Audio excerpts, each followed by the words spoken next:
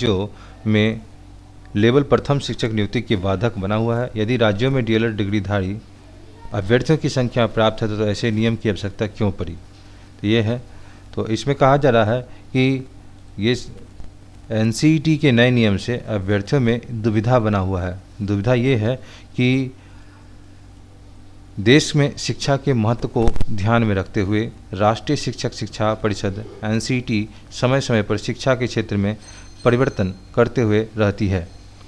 KP Mallik का कहना है कि उदाहरणतः हाल में ही बीएड के पाठ्यक्रमों में बदलाव आना इस परिषद में भूमिका को दर्शाता है।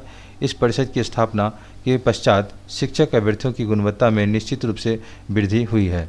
वर्तमान शिक्षक शिक्षा का पाठ्यक्रम अधिक सामाजिक है। शिक्षक के पाठ्यक्रम में बाल मनोविज्ञान एवं मनोविज्ञान की समस्त विशेषताओं को सम्मिलित किया गया है।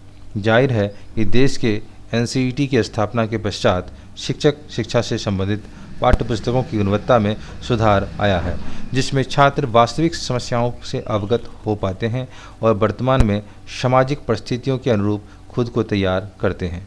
परिषद का शिक्षक शिक्षा में बेहद अहम योगदान है। एनसीटीई द्वारा बिहार राज्य सरकारों को परामर्श के 28 जून 2018 को जारी किए गए शिक्षक नियुक्ति योग्यता प्रपत्र कक्षा 1 से 5 तक शिक्षक नियुक्ति में डीएलएड के साथ बीएड की योग्यता रखने वाले अभ्यर्थियों को शामिल करने पर विचार किया गया है। यदि ऐसा होता है तो अलग अलग राज्यों में अलग अलग नामों से जानी जाने वाली DElEd diploma in elementary education की योग्यता रखने वाले अभ्यर्थियों के भविष्य के साथ खिलवाड़ होगा। इन अभ्यर्थियों के लिए एकमात्र भर्ती परीक्षा लेवल प्रथम कक्षा 1 से 5 तथा शिक्षक बनने की है। यदि यह हक ही इन अभ्यर्थियों को छीना जाता है तो इनके द्वारा उच्च माध्यमिक शिक्षा प्राप्त करने के बाद 2 वर्षीय शिक्षक प्रशिक्षण का क्या काम होगा। एनसीईटी का यह नियम इन छात्रों के लिए दुविधा बना हुआ है, लेकिन बीएड की योग्यता रखने वाले अभ्यर्थियों के लिए लेवल द्वितीय स्तर 6 से 8 द्वितीय श्रेणी शिक्षक एवं एमए के बाद स्कूल व्याख्याता के बनने की योग्यता रखते हैं। जानकारों का मानना है कि एनसीईटी का यह नियम अलग अलग राज्यों में तृतीय श्रेणी शिक्षक भर्ती पूरी करवाने में बाधक बन रहा है, क्योंकि डीएलएड बीएड विवाद को लेकर यह भर्तियां सुप्रीम कोर्ट और हाई कोर्ट में अटकी हुई है। बिना जानकारी के एनसीईटी द्वारा लाया गया यह नियम कहीं न कहीं रोजगार देने में बाधक बन रहा है। इस नियम को लेकर राज्य सरकार भी अपना मेहमान नवाजी शायद ही विश्व में कहीं किया हो। तो साथ ही साथ बताया जा रहा है कि मत स्पष्ट नहीं कर पा रही है, क्योंकि सरकार राजनीति के कारण वोट बैंक की सियासत के चंगुल में फंसी हुई है। इसलिए डीएलएड डिग्रीधारी अभ्यर्थी संकट में फंसे हुए हैं। गौरतलब है कि हाल ही में राजस्थान सरकार द्वारा 31,000 पदों पर तृतीय श्रेणी शिक्षक के रीट राजस्थान शिक्षा पात्रता परीक्षा का आयोजन करवाया गया, जो वाकई अपने आप में अद्भुत था। राजस्थान सरकार और राजस्थान वासियों के लिए राज्य सरकार विद्यार्थियों के लिए आने जाने की असुविधा के लिए रोडवेज बसों के साथ प्राइवेट बसों की व्यवस्था निःशुल्क की गई थी।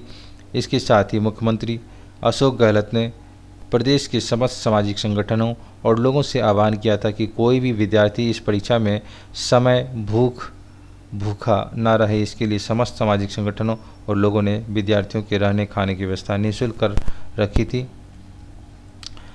उसके बाद जो है, इसके साथ मुख्यमंत्री अशोक गहलोत ने प्रदेश के समस्त सामाजिक संगठनों के लोगों से आह्वान किया था कि कोई विद्यार्थी परीक्षा समय भूखा ना रहे।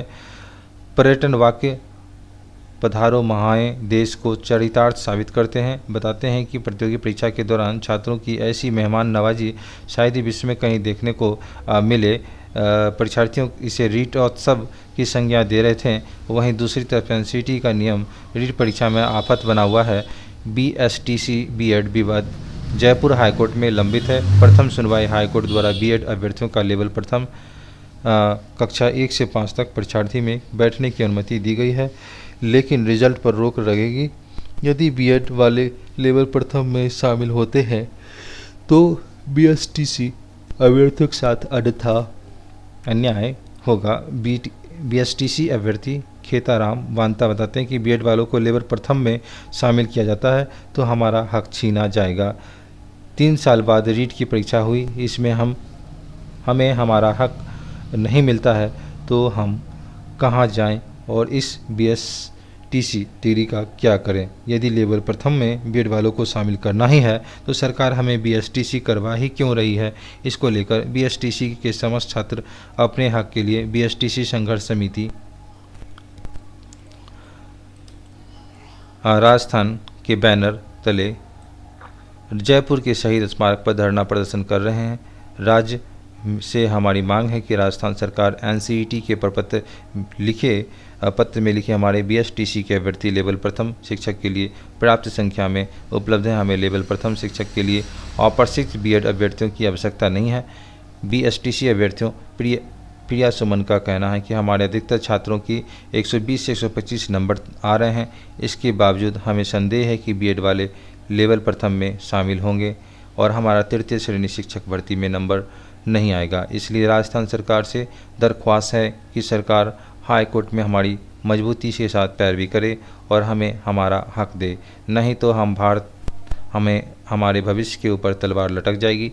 हमने एक दूसरे अभ्यर्थी महेंद्र सिंह राव से बात की। वो बताते हैं राजस्थान सरकार आगामी 26 अक्टूबर बीएसटीसी विवाद की हाई कोर्ट में सुनवाई होनी है। इस सुनवाई में सरकार बीएसटीसी के अभ्यर्थियों की मजबूत सबूतों के साथ पैरवी करेगी। हम हमारे हक के लिए धरना प्रदर्शन कर रहे हैं। हमारा यह धरना पिछले 6-7 दिन से शहीद स्मारक जयपुर पर चल रहा है। जब तक हमारी मांग पूरी नहीं होगी हम यहाँ से नहीं हटेंगे। दरअसल भारतीय संविधान के निर्माण समय 1944 में शिक्षा तथा विश्वविद्यालय राज्य सूची के अंतर्गत रखे गए केंद्र की गतिविधियों का केंद्रीय विश्वविद्यालयों तथा राष्ट्रीय महत्व के वैज्ञानिक और प्रौद्योगिकी शिक्षक संस्थानों के परस्पर समन्वय तथा उच्च शिक्षा अथवा अनुसंधान एवं वैज्ञानिक एवं प्रौद्योगिक संस्थान के मानकों का संकल्प तक सीमित कर दिया गया। व्यावसायिक तथा श्रमिकों की प्रौद्योगिक शिक्षण केंद्र तथा राज्यों की समवर्ती सूची में रखा गया। हालांकि आज यह अनुभव किया जाता है कि इस नवीन प्रजातंत्र में शैक्षिक प्रशासन का मुख्य कार्य शिक्षा को मानवीय रूप देना एवं जनता को प्रजातांत्रिक विधियों एवं स्थितियों में प्रशिक्षित करना, नए शिक्षकों तथा निरीक्षण अधिकारियों को ऐसे विशिष्ट दृष्टि से संपन्न करना जिससे कि वे सत्ता के धौंस जमाए बिना शिक्षार्थियों को प्रेरित कर सके। बहरहाल एनसीईटी का यह नियम अलग अलग राज्यों में लेवल प्रथम शिक्षक नियुक्ति के लिए बाधक बना हुआ है। यदि राज्यों में डीएड डिग्रीधारी अभ्यर्थियों की संख्या प्राप्त है तो ऐसे में नियम की आवश्यकता क्यों पड़ी। तो मिलते हैं अगले वीडियो में, तब तक के लिए इस चैनल को लाइक करें, सब्सक्राइब करें तथा शेयर करें ग्रुप में। मिलते हैं अगले वीडियो में। धन्यवाद।